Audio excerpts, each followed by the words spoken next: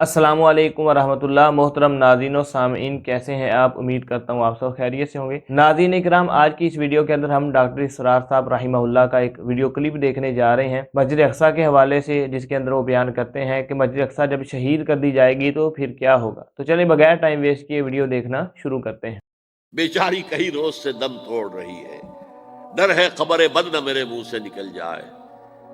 तकदीर तो मुबरम नजर आती है लेकिन पीरान कलीसा की दुआ है कि ये टल जाए। तो पहली बात मेरी खत्म हुई, आलमी निजाम खिलाफत दुनिया की तकदीर मुबरम है, होकर रहेगी। इसमें किसी साहिब ईमान को कोई शक, कोई शुबा, कोई रैब नहीं होना चाहिए।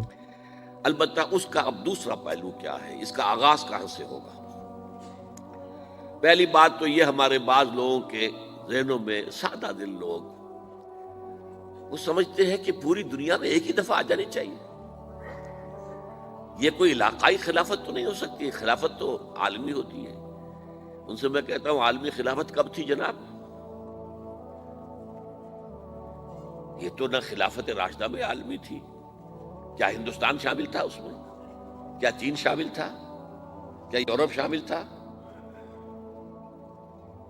और फिर जो खिलाफत के नाम से जो मुलूकियत चली है, वो भी सिर्फ आप दौरे बनु उमैया में कह सकते हैं कि वो पूरा आलम इस्लाम कम से कम उसके तहत था। बाद में खिलाफत अब्बास, बनु अब्बास में और फातिमीयीन की खिलाफत में और आले उस्मान जो है ऑटोमान टर्क्स की खिलाफत में टुकड़े थे, इससे बखरे थे, कोई मानता था, कोई नहीं मानता था।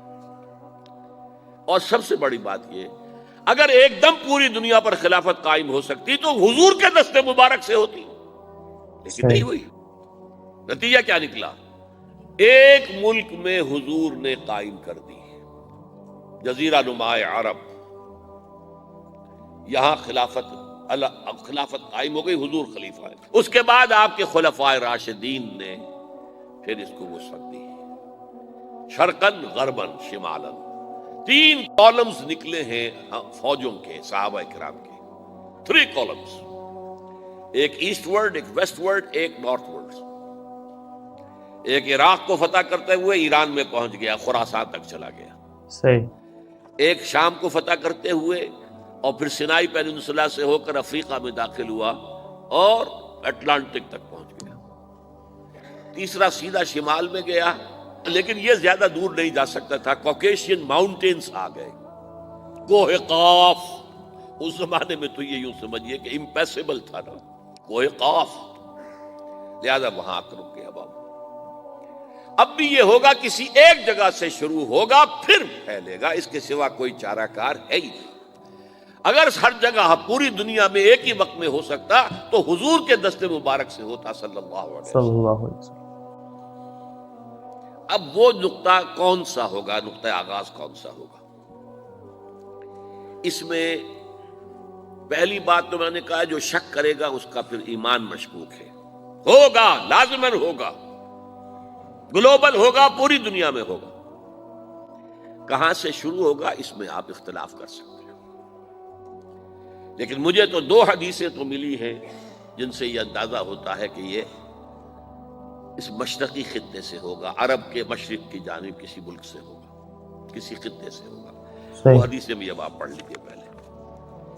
फिर मैं कह रहा हूं, ये खजाना है जो हमने आपकी खिदमत में पेश किया है, काश कि आप इसकी कदर कर सकें। ये हदीसें आपको अजबर हो जाए, याद हो जाए, लौहे कल्ब पर नक्श हो जाए।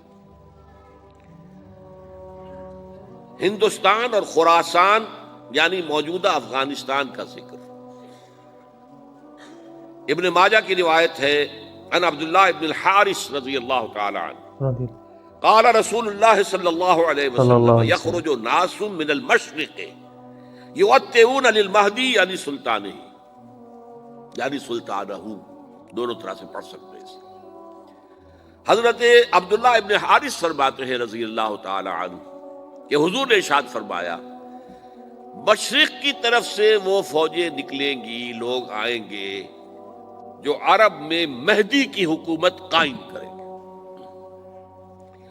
ये मेहदी कौन होंगे इसका जिक्र मैं जरा बाद में करूंगा, लेकिन नोट कर लीजिए کہ مہدی سے پہلے لازماً کسی مشرقی علاقے کے اندر وہ نظام قائم ہو چکے گا، تب وہاں سے فوجیں آئیں گی نا۔ یہ مشرق کون سا ہے؟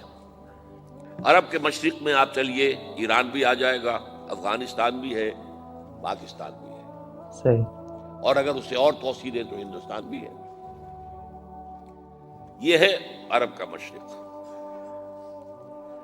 اس سے فوجیں جائیں گی۔ اس کا کیا مطلب ہے کہ اس میں سے کسی جگہ پر نظام خلافت پہلے قائم ہو جائے گا، تاکہ وہاں سے فوجیں جائیں گی جو جزیرہ نما عرب میں حضرت مہدی کی حکومت کو قائم کریں گی۔ اب دوسری حدیث سنیے، یہ سنن ابن ماجہ کی حدیث تھی جو میں نے آپ کو سنائی، آپ نے پڑھی۔ دوسری، عن ابی ہریرہ رضی اللہ تعالی عنہ، یہ ترمذی شریف کی روایت ہے، قال قال رسول اللہ صلی اللہ علیہ وسلم یخرج من خراسان رایات سود لا يردها شیء حتی تنصب بإیلیا۔ خراسان کے علاقے سے سیاہ جھنڈے لے کر فوجیں آئیں گی، ان کا رخ کوئی موڑ نہیں سکے گا، ان کو پیچھے پھیر نہیں سکیں گے کوئی بھی، یہاں تک کہ وہ یروشلم میں جا کر جھنڈے نصب کر دیں گے۔ ایلیا حضور کے زمانے میں یروشلم کو کہتے تھے۔ یہ یروشلم تھا جب حضرت سلیمان کی حکومت تھی، اور یہاں پر معبد سلیمانی، ہیکل سلیمانی قائم ہوا۔ پھر یہ یروشلم ہی رہا ہے تاریخ میں، یہاں تک کہ سن 70 عیسوی میں جب ٹائٹس رومی جنرل نے اس کو گرایا، ختم کیا، سیکنڈ ٹیمپل گرا دیا، اور یہاں سے یہودیوں کو کہا نکل جاؤ یہاں سے، کوئی یہودی باقی نہیں رہا، تب بالکل تہو بالا برباد کر دیا۔ اس کے کوئی 150 سال بعد ہیڈریان، رومن ایمپرر ہیڈریان، اس نے پھر دوبارہ آباد کیا اس شہر کو۔ 150 سال تک یہ بالکل بنجر اور بالکل غیر آباد پڑا تھا۔ اب ہیڈریان نے جب آباد کیا تو اس کا نام ایلیا رکھا، اب یروشلم نام نہیں تھا۔ تو حضور کے زمانے میں پھر اس کا نام ایلیا تھا، اور اب اس سے کیا معلوم ہو رہا ہے کہ یہ یروشلم مسلمانوں کے قبضے سے اس وقت نکلا ہوا ہوگا۔ ایک دفعہ پہلے نکلا تھا، سن 1099 عیسوی میں مسلمانوں کے ہاتھ سے نکلا، کروسیڈرز، عیسائیوں نے آ کر اس کو قبضے میں کیا، لاکھوں مسلمانوں کو مارا، قتل کیا۔ اس کو 1187 عیسوی میں واپس لیا ہے۔ کس نے لیا ہے؟ صلاح الدین ایوبی، کرد۔ عرب کھوکھلے ہو چکے تھے، عربوں نے کھویا، واپس نہیں لے سکے، بہت حکومت کر چکے تھے، 400-500 برس کی حکومت کر کے، اور ان کے عیش اور ان کے آرام، اب ان میں جان نہیں تھی کہ وہ واپس لے سکے۔ واپس لینے والا گرم کرد خون تھا، صلاح الدین ایوبی۔ تو گویا کہ اب آپ سمجھئے کہ 88 برس تک عیسائیوں کا قبضہ رہا یروشلم پر۔ اب 1967 میں یہودیوں نے قبضہ کیا ہے، اور اب 38 برس تو ہو گئے، 88 نہیں تو 38 برس تو ہو گئے ہیں، لیکن وہ دور آئے گا کہ اب پھر لیں گے۔ لینے والے عرب بھی نہیں ہوں گے، خراسان کے علاقے سے فوجیں آئیں گی۔ یہ خراسان کیا تھا؟ ایلیا تو میں نے آپ کو بتا دیا، یروشلم کا نام ہے۔ خراسان اس زمانے میں ایک بہت بڑے ملک کو کہتے تھے، کچھ حصہ پاکستان کا بھی اس میں شامل ہے، کچھ حصہ ایران کا بھی ہے۔ ایران کے اس حصے کو اب بھی خراسان کہتے ہیں، وہ ایک صوبہ ہے۔ خراسان ایک صوبہ ہے ایران کا، چھوٹا سا۔ پاکستان میں خاص طور پر یہ جو علاقہ مالا کنڈ ایجنسی کہلاتی ہے، اس سے اوپر جتنا علاقہ ہے، اور یہ جو واخان کی ایک پٹی آتی ہے اوپر، واخان افغانستان کی ایک پٹی سی دم سی چلی آتی ہے جو جا کر چائنا کی سرحد سے مل جاتی ہے، یہاں سے لے کے یہاں تک یہ جو مالا کنڈ کا وہ درہ ہے اور پہاڑ ہے، یہ بھی خراسان کا حصہ ہے۔ باقی تقریباً 2/3 آف افغانستان ساؤدرن حصہ نہیں ہے خراسان کا حصہ، یہ سیستان کہلاتا تھا، یہ خراسان نہیں ہے۔ لیکن یہ کہ اوپر کا 2/3 آف افغانستان، اور اس کے ساتھ یہ جو عرب، جو اب یہ ترک ممالک آزاد ہوئے ہیں سوویت یونین کی ڈسولوشن کے ساتھ، یہ سارا علاقہ کہلاتا ہے خراسان بزرگ۔ the great Khorasan. جی ناظرین اکرام، آپ نے ڈاکٹر اسرار صاحب رحمہ اللہ کی ویڈیو دیکھی اور باتوں کو سمجھا۔ امید کرتا ہوں آپ کو ویڈیو اچھی لگی ہوگی۔ اگر ویڈیو اچھی لگی ہے تو ویڈیو کو لائک کر دیں، چینل کو سبسکرائب کر دیں۔ اجازت دیجیے اگلی ویڈیو تک کے لیے خدا حافظ۔